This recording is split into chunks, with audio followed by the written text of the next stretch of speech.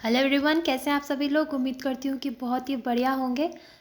आज है 4 दिसंबर और स्टार्ट करते हैं आज का इंडियन एक्सप्रेस और द हिंदू के इम्पॉर्टेंट आर्टिकल्स का एनालिसिस। जो पहली न्यूज़ आती है वो है हमारी बीएसएफ से रिलेटेड। बीएसएफ बोलो तो बॉर्डर सिक्योरिटी फोर्स। अभी क्या हुआ, पंजाब ने सुप्रीम कोर्ट में एक सूट फाइल किया था कि जो सेंटर है उन्होंने जो बीएसएफ है उनके ज्यूरिसडिक्शन को एक्सटेंड कर दिया है to 50 kilometre on India Pakistan border. Supreme court ने डिसाइड किया है कि उस केस की जो है सुनवाई की जाएगी। एक्चुअली बीएसएफ क्या होता है, बीएसएफ फोर्स है जो कि इंडिया पाकिस्तान की जो बॉर्डर होता है वहाँ पे तैनात होती है और उनका जो ज्यूरिसडिक्शन होता है वो सेंटर ने एक्सटेंड किया था 15 किलोमीटर से 50 किलोमीटर तक कर दिया था। उससे होता क्या कि उनको अलाउ कर दिया था कि आप कोई से भी कॉग्निजेबल ऑफेंसेस उतने किलोमीटर में आप इन्वेस्टिगेट कर सकते हैं। तो पंजाब का कहना था कि इस तरह से तो जो हमारी स्टेट पुलिस है, आप उनकी पावर्स में कहीं ना कहीं इंटरफेयर कर रहे हो या उनकी पावर्स को मतलब कम कर रहे हो। ये सारी कुछ बात थी, तो इसी से रिलेटेड ये न्यूज़ है। The Supreme Court decided to hear a suit filed by Punjab accusing the center of extending the jurisdiction of the Border Security Force, allowing it to investigate all cognizable offences occurring within a radius of 50 kilometers from the India-Pakistan border. All right. And ये बोला जा रहा है, जैसा कि मैंने बताया, कि it is argue that the centre had virtually stripped the state and its police of their powers. If you talk about our constitution की बात करें तो उसके अकॉर्डिंग जो पुलिस या पब्लिक ऑर्डर की जो फंक्शंस होते हैं वो स्टेट के कंट्रोल में होता है, ठीक है। इसलिए ये मुद्दा कोर्ट में ले जाया गया। अब ये ज्यूरिसडिक्शन एक्सटेंडेड हुआ फ्रॉम 15 किलोमीटर टू 50 किलोमीटर। ये हुआ by invoking section 139 of the BSF act 1968। इसमें इस सेक्शन में बेसिकली प्रोविज़न है कि सेंटर जो होती है वो बीएसएफ के मेंबर्स को, बीएसएफ के जो नौजवान होते हैं बीएसएफ फोर्स को, उनको कोई से भी पावर्स या ड्यूटीज़ दे सकती है in respect of any central acts. So the provision authorizes the center to confer powers and duties on members of the BSF force in respect of any central acts.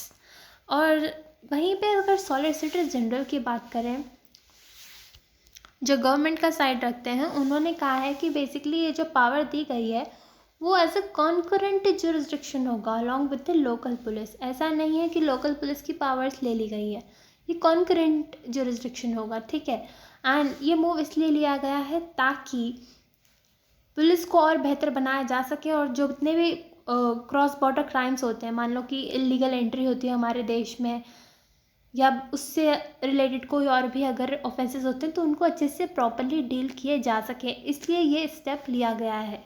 ये government का कहना है। अब क्या result आता है ये तो बाद में ही पता पड़ेगा। So the move was made to better police crimes involving illegal entry into the country और offences under the passport act. ये पूरी बात थी। नेक्स्ट आता है इंडियन नेवी डे। तो जो December 4 होता है उस दिन हम इंडियन नेवी डे बनाते हैं। बेसिकली आज इंडियन नेवी डे है और हम इस दिन रिमेंबर करते हैं कि इंडियन नेवी के जितने भी अभी तक के अकम्पलिशमेंट्स हैं या उनके फंक्शंस वगैरह जो हैं, उनका जो कंट्रीब्यूशन है हमारे देश की रक्षा में, उसको हम जो है एक्नॉलेज करते हैं। ये डे बेसिकली सेलेक्ट किया गया था 1971 में। वह तब उस टाइम याद होगा कि अपना थोड़ा पाकिस्तान के साथ वॉर चल रहा था, तो उस टाइम ऑपरेशन ट्राइडेंट हुआ था जिसमें जो इंडियन नेवी थी उन्होंने पाकिस्तान के 4 वेसल्स ड्रॉप किए थे और बहुत सारे पाकिस्तान नेवी के ट्रूप्स भी जो है मार गिराए थे। तो उन्हीं के उस सक्सेस को याद करते हुए इस दिन को इंडियन नेवी डे की तरह हम मनाते हैं। ऑलराइट, इसके बाद आते हैं इंडो पैसिफिक कॉन्फ्रेंस पे। अब जो हाई कमीशंस हैं इंडिया और ऑस्ट्रेलिया की, वो यूके में होस्ट करेंगी इंडो पैसिफिक कॉन्फ्रेंस, और ये पहली होगी। उसमें strategic leading strategic and policy experts जाएंगे from India, Australia and UK, they will all participate. और उसमें बेसिकली वही सारी बातें हुई कि इंडो पैसिफिक में कैसे स्टेबिलिटी जो है मेंटेन की जा सकती है, कैसे सिक्योरिटी मेंटेन की जा सकती है।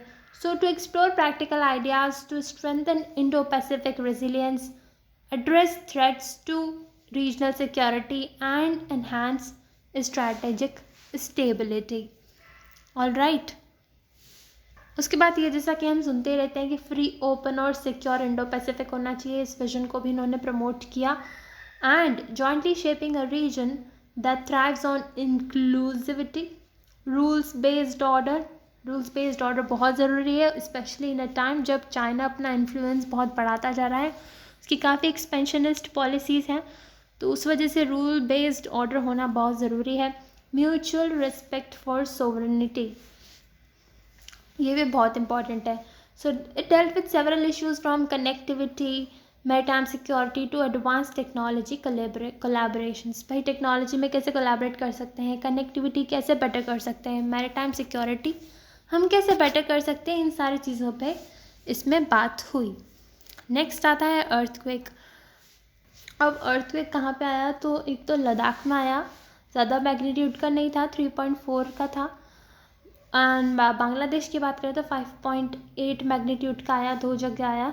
और अर्थक्वेक के बारे में हम पहले बहुत सारे क्लासेस में पढ़ चुके हैं, तो हम बार बार नहीं पढ़ेंगे। अगर आपको फिर भी पढ़ना हो तो आप स्टैटिक पोर्शन इसका खुद से थोड़ा कवर कर लेना, ठीक है।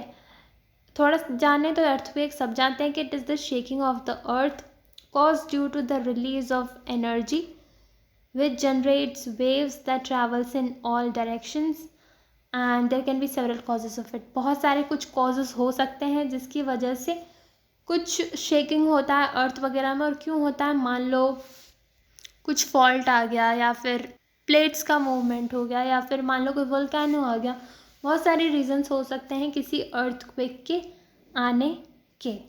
ऑल राइट, सो ये बात थी इसमें। नेक्स्ट आता है COP COP28, conference of parties बोलते हैं इसको। तो जो यूनाइटेड नेशंस की जो क्लाइमेट चेंज से रिलेटेड जो कॉन्फ्रेंस होती है वो इस बार कहाँ पे हुई, यूएई में दुबई में। तो वहाँ पे सारे जो ग्लोबल लीडर्स थे वहाँ पे मीट कर रहे हैं। इसमें बेसिकली ये सारी बातें होती हैं कि क्लाइमेट चेंज जो इतना तेज़ी से बढ़ रहा है, जो इतना जल्दी क्लाइमेट चेंज हो रहा है, उसको कैसे हम थोड़ा कंट्रोल कर सकते हैं, कैसे स्टेप्स ले सकते हैं कार्बन एमिशंस को रिड्यूस करने के, कैसे रिन्यूएबल की तरफ हम ज़्यादा जा सकते हैं। तो इस तरह से कुछ कंट्रीज़ अपनी टारगेट्स बताती हैं और उनको अचीव करती हैं। ये सारी बातें, ये सारे मुद्दे इसमें डिस्कस किए जाते हैं ताकि ग्लोबल वार्मिंग वगैरह इतनी ना हो। और इसमें जो सारे डिसीजंस होते हैं वो कंसेंसस के साथ होते हैं, सबकी सहमति के साथ। एंड अभी जो मीट हुई उसमें जो हमारे यहाँ से प्रधानमंत्री गए, हमारे श्री नरेंद्र मोदी जी, उन्होंने ऑफ़र किया कि जो इसका 33rd एडिशन होगा कॉन्फ्रेंस ऑफ पार्टीज़ का, वो इंडिया में होल्ड किया जाए 2028 में। अब होता है या नहीं ये तो देखा जाएगा। एंड हमारे इंडिया का जो ग्रीन क्रेडिट इनिशिएटिव है उसको भी उन्होंने वहाँ पे एडवोकेट किया। अभी क्या है ग्रीन क्रेडिट इनिशिएटिव, ये थोड़ा देख लेते हैं। ये एक बेसिकली एक तरीके का सिस्टम बना दिया, और ये लॉन्च किसने किया, ये किया एनवायरनमेंट मिनिस्ट्री ने, ठीक है। अक्टूबर में ही लॉन्च किया गया था इसी साल। इसमें होगा यूँ कि मान लो कोई इंडिविजुअल्स हैं या कोई कंपनीज़ हैं, अगर वो कुछ ऐसे एक्शंस लेते हैं जो कि हमारे एनवायरनमेंट के लिए पॉजिटिव हो, मान लो वाटर कंजर्वेशन से रिलेटेड या कुछ पेड़ लगाने से रिलेटेड या सॉइल कंजर्वेशन से रिलेटेड, ऐसे कोई भी अगर स्टेप्स हों जिसमें हम एनवायरनमेंट को सेव कर रहे हैं, उनके लिए पॉजिटिव एक्शंस ले रहे हैं, तो उनको रिकॉग्नाइज करने के लिए कुछ क्रेडिट्स दिए जाएंगे लोगों को या फिर कंपनीज़ को, कॉर्पोरेट्स को, और वो फिर उनको ट्रेड कर सकते हैं, किसी और को बेच सकते हैं, या फिर बहुत सारे उसमें बेसिकली ऑप्शंस होंगे। सो इससे हम प्रमोट करेंगे ताकि अच्छे स्टेप्स, पॉजिटिव स्टेप्स लिए जा सकें एनवायरनमेंट के लिए, और हमारा जो गोल है कार्बन एमिशन वगैरह कम करने का, वो सब हम अचीव कर पाएँ। तो ये वाला जो इनिशिएटिव है इसकी ग्लोबल लेवल पे भी बात की गई, और ये एडवोकेट किया गया कि हम ऐसा कुछ मैकेनिज़्म इंटरनेशनल लेवल पे भी लेके आए, ठीक है। So it generates credit for different kinds of environment positive actions, not just for carbon emission reductions. आपको याद होगा पहले ऐसा कुछ करके कार्बन क्रेडिट करके भी कुछ चीज़ आई थी जो लोकल लेवल पे भी है और इंटरनेशनल लेवल पे भी है, लेकिन उसमें सिर्फ कार्बन एमिशन रिडक्शन से रिलेटेड जो स्टेप्स होते थे उनके लिए क्रेडिट मिलता था और उनका ट्रेड होता था. इसमें कोई से भी एक्शंस हो एनवायरनमेंट के लिए जो पॉजिटिव हो उन सभी के लिए क्रेडिट दिया जाएगा. जैसा कि मैंने बताया वाटर कंजर्वेशन हो या सॉइल इम्प्रूवमेंट हो, इस तरह से कोई से भी एफर्ट्स हो. So prime minister Narendra Modi offered the concept to the international community in the hope to create a market for green credits at an international level. And जैसा कि मैंने बताया कि ऐसा मार्केट कार्बन के लिए ऑलरेडी एग्जिस्ट करता है at the national as well as international level that allows trade in carbon credits if they take action to reduce their carbon footprint, and they can be also traded for money. उनके against में उन्हें money भी मिल सकता है. और मान लो कोई companies हैं जो कि उनके कुछ एमिशन स्टैंडर्ड्स हैं वो अचीव नहीं कर पाए, कुछ उनके टारगेट्स थे कितना एमिशन नहीं करना है, तो वो उसको कैसे कंपनसेट कर सकती है, वो ये क्रेडिट बाय कर सकती है और उनकी परफॉर्मेंस को इम्प्रूव कर सकती है. इस तरह से ये पूरा मैकेनिज्म जो है वर्क करता है.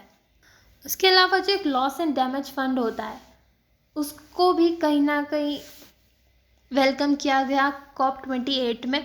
बेसिकली ये बोला जाता है कि पहले जितना भी इंडस्ट्रियलाइजेशन वगैरह हुआ वो सारे वेस्टर्न नेशंस ने किया और उनका भुगतान कहीं ना कहीं सारे ही देशों को करना पड़ रहा है.